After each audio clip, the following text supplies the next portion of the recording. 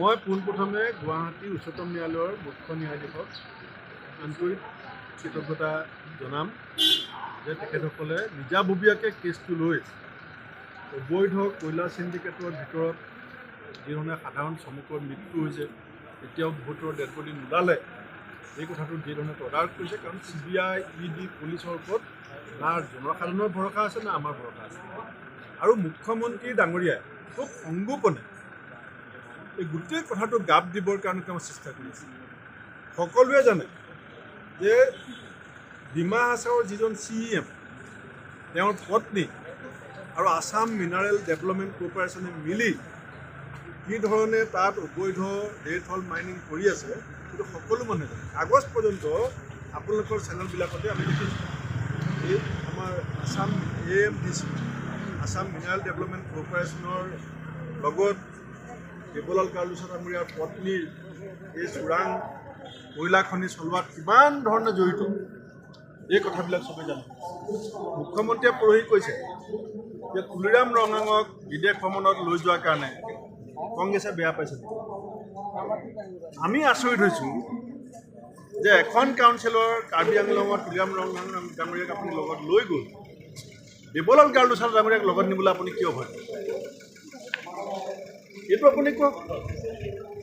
আপুনিও অলপ ভয় খালে যে দেৱলাল কাৰ্লোচাক যদি লগত লৈ বিদেশ যাওঁ, দেৱলাল কাৰ্লোচা ট্ৰাইবেল নহয়, ট্ৰাইবেল হয়, কিন্তু কয়লা চিণ্ডিকেটত জড়িত, ঘৈণীয়েকৰ নামত AMDC ৰিচিপ্ট ওলাইছে। গতিকে আপুনি লগত নিবলৈ ভয় থাকে। আৰু ন্যায়ালয়ৰ পৰা আমি ধন্যবাদ দিছোঁ তেওঁলোকৰ সিদ্ধান্তক, কিন্তু এই কথাটো আমি এনেকৈ মানিব লাগে।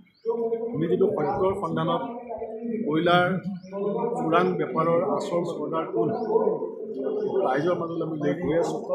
এয়া হ'ব। আৰু মই পোনপ্ৰথমে গুৱাহাটী উচ্চতম ন্যায়ালয়ৰ মুখ্য ন্যায়াধীশক আন্তৰিক কৃতজ্ঞতা জনাম যে তেখেতসকলে নিজাববীয়াকৈ কেছটো লৈ অবৈধ কয়লা চিণ্ডিকেটৰ ভিতৰত যিধৰণে সাধাৰণ শ্ৰমিকৰ মৃত্যু হৈছে, এতিয়াও বহুতৰ ডেড বডি নোলালে, এই কথাটো যিধৰণে তদাৰক কৰিছে। কাৰণ CBI, ED, পুলিচৰ ওপৰত না জনসাধাৰণৰ ভৰসা আছে না আমাৰ ভৰসা আছে।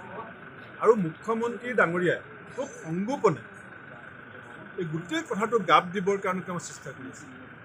সকলোৱে জানে যে ডিমা হাছাওৰ যিজন CEM, তেওঁৰ পত্নী আৰু আছাম মিনাৰেল ডেভেলপমেণ্ট কৰ্পৰেশ্যনে মিলি কি ধৰণে তাত অবৈধ ডেথ হল মাইনিং কৰি আছে, সেইটো সকলো মানুহে জানে। আগষ্ট পৰ্যন্ত আপোনালোকৰ চেনেলবিলাকতে আমি দেখিছোঁ এই আমাৰ Assam AMDC, Assam mineral development কৰ্পৰেশ্যনৰ লগত দেৱলাল কাৰ্লোচা ডাঙৰীয়াৰ পত্নীৰ এই চোৰাং কয়লা খনি চলোৱাত কিমান ধৰণে জড়িত, এই কথাবিলাক চবেই জানে।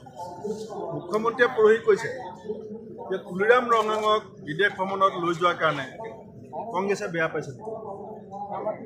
আমি আচৰিত হৈছোঁ যে এখন কাউন্সিলৰ কাৰ্বি আংলঙত তুলিৰাম ৰঙাঙ ডাঙৰীয়াক আপুনি লগত লৈ গ'ল, দেৱলাল কাৰ্লোচা ডাঙৰীয়াক লগত নিবলৈ আপুনি কিয় ভয়? এইটো আপুনি কওক।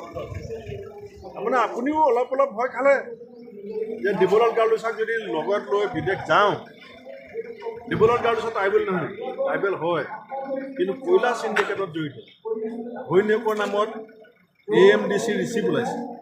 গতিকে আপুনি লগত নিবলৈ ভয় থাকে। আৰু ন্যায়ালয়ৰ পৰা আমি ধন্যবাদ দিছোঁ তেওঁলোকৰ সিদ্ধান্তক, কিন্তু এই কথাটো আমি এনেকৈ মানিব লাগে।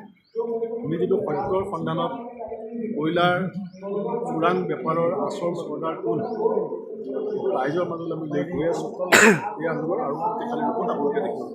যিকোনো খবৰৰ বাবে যোগাযোগ কৰক 7099017330 লগতে 7099017110 নম্বৰত।